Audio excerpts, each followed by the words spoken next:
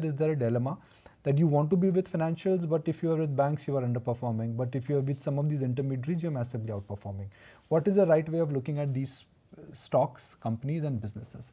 Vinay Sharma, fund manager, equity investments with Nippon India Mutual Fund, joins us. I, Hi, good morning, Nikunj. I thought your team was going to Andaman. You're here? Yeah, we are actually going tomorrow. So Okay, I yeah. missed the date. I missed the date. Okay, so now that you're here, let's make the most of it, which is, let's understand financial inclusion of financial intermediaries. They really have been the poster boys of this bull run. So while they're part of financials, that's where the price action and that's where the volume action is there. How would you characterize this space, both in terms of the big picture and also valuations? So Nikunj, before I answer your question, one thing I would like to emphasize is that, see, as economy matures and per capita income increases, all these changes will always happen. So within financial sector, the role of intermediaries, sort of new sort of subsectors coming in, like fintech or internet based distribution, stuff like that. So all these changes will always happen, and obviously because the base is low, their share of value among overall financials will keep going on structurally. However, at this point of time, we believe that one, banks are really cheap. So in terms of valuation, not just in the financial sector, across various sectors, we find valuations of bank to be quite undemanding. And given all the factors that you said, that credit growth is okay, we are in a good NPL cycle. There are no major concerns as of now. Whereas capital markets and intermediaries have done well for probably 3-4 year period now, and the returns have been phenomenal. So just from a risk reward perspective and from a cycle perspective, we like pure financials or pure lending institutions more than some of these other intermediaries at this point of time. However, having said that, structurally, probably financial intermediaries and wealth management and fintechs, they are much better sort of under penetration stories, much better structural stories. And financials, lending institutions particularly, are cyclical in nature, so that those dynamics will always play. But at this point of time, we prefer lending institutions more than some of these names that you mentioned.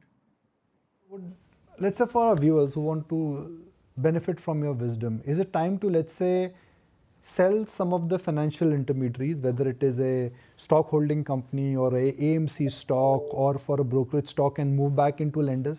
Would you advise that?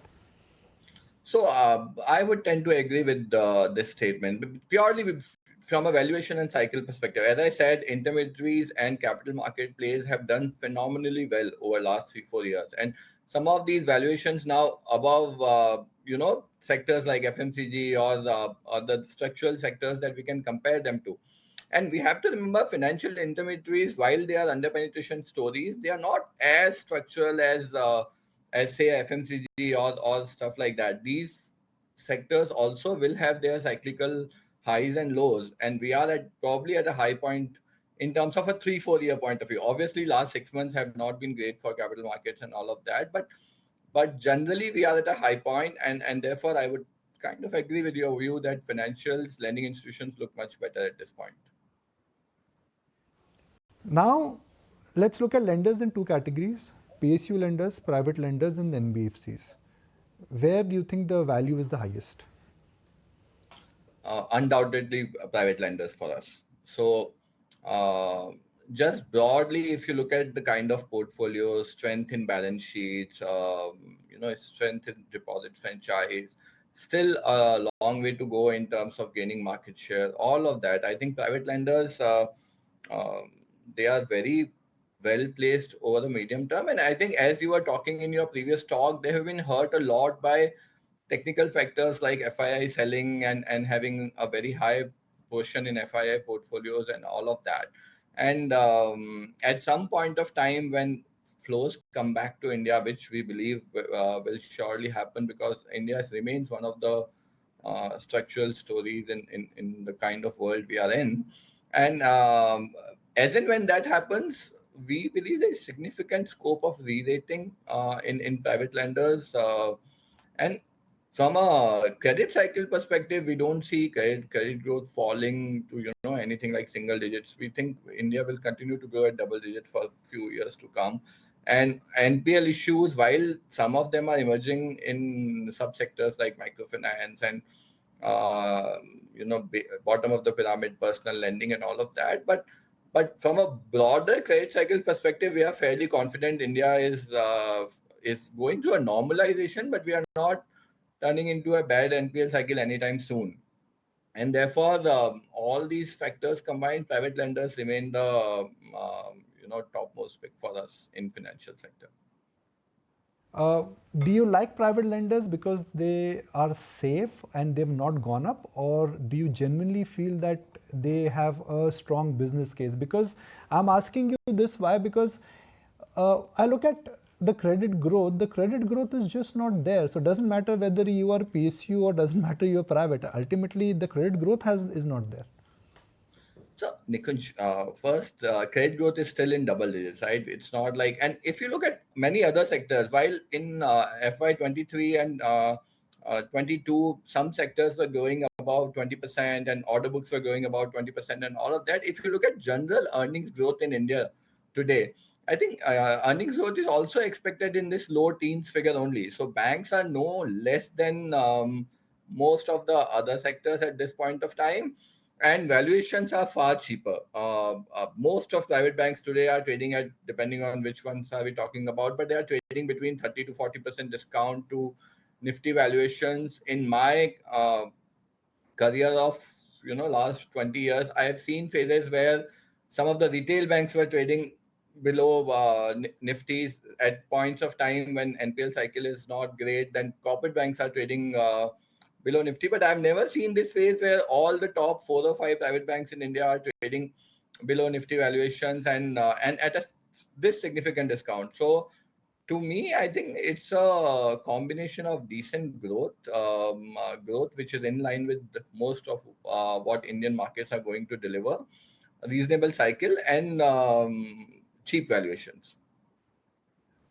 Where does NBFC fit in? Because I'm working with an assumption that rates will come down. I'm working with an assumption that this over-regulation for NBFCs by Reserve Bank of India should change. I'm working with an assumption that the rural economy in 25 will be better than 24. If those factors are at play, is there money to be made in NBFCs? Because that's where the pain is. The price damage has been strong, valuations are really attractive, and the franchise value, let's say for a Bajaj Finance, Mahindra and Mahindra, Aditya Birla Capital, that seems to be emerging now. So, without going specifics on companies, from a subsector point of view, I would tend to agree with you that a lot of correction has happened over the past 6 months, and we might be entering a benign cycle in terms of interest rates. Although it might be shallow, in my opinion, but still we are entering from on a benign interest rate cycle, and a lot of sort of depending on the sector here, subsector here. Like rural finance plays have been hammered down because of NPL issues, but I think generally these are short tenure loans, and therefore over the period of next 3-4 quarters, clarity should emerge, and they should get out of these NPL issues that we have faced over the last few quarters. So depending on the subsector, probably there is less value and more value in some of these names. But on a generalized basis, I would tend to agree with you that NBFCs are also starting to look attractive. And if one has to look at your current portfolio positioning, would you be looking at sticking to what we've discussed, or incrementally we could also see changes there where you could be tempted to perhaps book out of these capital mediate intermediaries at different price point and start increasing more banks? So we have been doing that over the past 3 or 4 quarters. We have gradually reduced our capital market exposures, and we have increased our private banking exposures. I think one sector that we haven't talked about is insurance. Even insurance correction has been significant. There have been, regulatory changes, and there are always fears of taxation changes near budget in insurance sector. But on a generalized basis, even insurance has not given any returns for last 2 or 3 years probably. And to that extent, now valuations in insurance, particularly life insurance, have become reasonably okay.